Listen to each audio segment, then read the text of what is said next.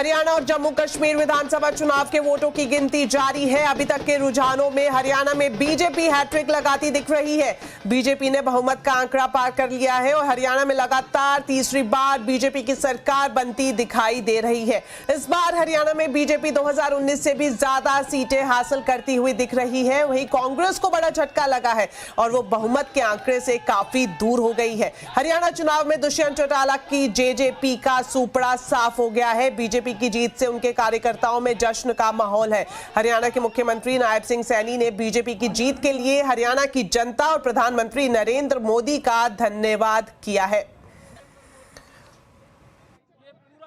मैं हरियाणा के 2 करोड़ 80 लाख लोगों का दिल से धन्यवाद करता हूं और अपने लोकप्रिय प्रधानमंत्री, विश्व के नेता आदरणीय नरेंद्र मोदी जी, ये पूरा का पूरा श्रेय मैं आदरणीय मोदी जी को देता हूं। उनके आशीर्वाद से, उनकी गाइडलाइन के अंदर, उनकी जो नीतियां हैं, उन नीतियों के ऊपर हरियाणा के लोगों ने मोहर लगाई है। तो आप सुन रहे थे हरियाणा के मुख्यमंत्री नायब सिंह सैनी को, जिनका साफ तौर पर कहना है कि हरियाणा में जो बीजेपी हैट्रिक की ओर बढ़ रही है उसका श्रेय प्रधानमंत्री नरेंद्र मोदी को जानता जाता है और हरियाणा की जनता को जाता है। तस्वीरों में आप साफ तौर पर देख सकते हैं बीजेपी कार्यकर्ताओं में किस तरह से जोश है और जीत का जश्न यहां पर बना रहे हैं। लेकिन इसी बीच हरियाणा में वोटों की गिनती के दौरान कांग्रेस ने चुनाव आयोग पर सवाल उठाए हैं। कांग्रेस ने चुनाव आयोग की वेबसाइट पर आंकड़े देरी से अपडेट करने का आरोप लगाया है।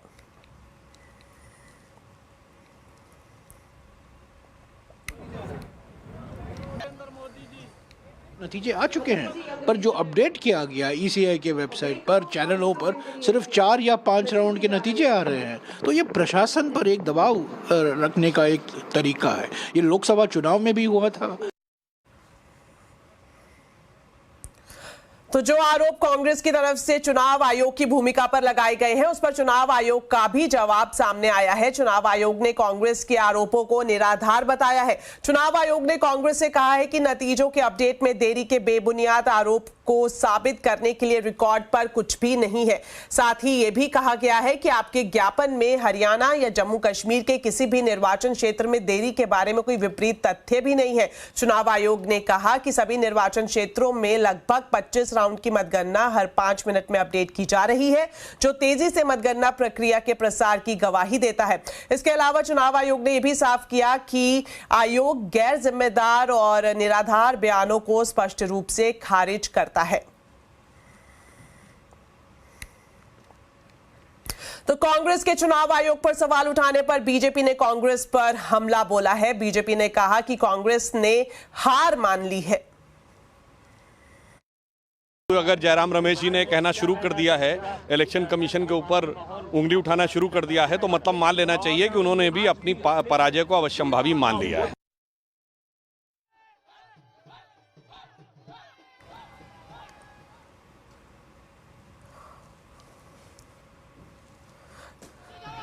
तो जिस तरह से आप सुन रहे थे बीजेपी नेता को, जिनका साफ तौर पर कहना है कि जिस तरह की शिकायत कांग्रेस की तरफ से चुनाव आयोग को दी गई है, उसके मुताबिक वो पहले से ही हार मान चुके हैं। अब सीधा चलते हैं बीजेपी मुख्यालय और वहां पर जानते हैं किस तरह का मूड माहौल है, जहां पर मौजूद है हमारे संवाददाता रोहन सिंह। तो रोहन, बताएं, बीजेपी को तो बड़ा सरप्राइज यहां पर मिला है कि जो शुरुआती रुझान में वो ट्रेल कर रही थी, अब वो लीड कर रही है और लगभग हैट्रिक बनाने की ओर बीजेपी पहुंच गई है।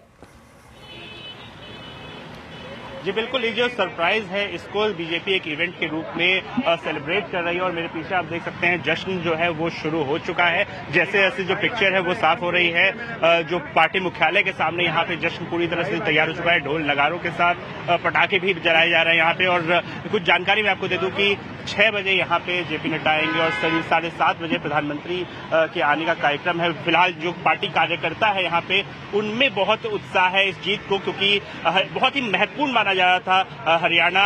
कितना अच्छा माहौल है या क्या, इनके क्या कहना है इनका, ये पूछते हैं। ये बताइए, बड़ी जीत है, अनुमान कर रहे थे आप? ये जीत हरियाणा जनता का जीत है। जो हरियाणा के जनता ने भारतीय जनता पार्टी को और नरेंद्र मोदी के साथ चलने के लिए विश्वास से आगे बढ़ के भाजपा को जिताए। आप बताइए, सरप्राइज है या पहले से अनुमान था आपको? पहले से आता बोल के वो तो है, मालूम है जी। हाँ, तो यहाँ पे जो कार्यकर्ता है इनका कहना है इन्हें अनुमान था कि भाजपा जो है जीत की तरफ बढ़ेगी, लेकिन जैसे जैसे पिक्चर क्लियर हो रही है दीपाली, अब यहाँ पे शाम के लगभग जश्न और बढ़ने जा रहा है और पूरी जो ब्लॉक स्तर पे पूरे देश भर में भाजपा ने जो सेलिब्रेशन है उसकी तैयारी कर रही है और उसकी कुछ झलकियां हमें यहाँ पे देखनी शुरू हो गई है। बिल्कुल रोहन, जिस तरह से आप बता रहे हैं कि अब जश्न शुरू हो गया है, तो हम आपसे चाहेंगे कि आप जश्न की कुछ तस्वीरें दिखाएं, क्योंकि हम आपके पीछे से सुन पा रहे थे कि ढोल नगाड़े भी वहां पर बज रहे हैं। तो क्या कुछ तस्वीरें हैं किस तरह से बीजेपी कार्यकर्ताओं में इस जीत का जश्न मनाया जा रहा है?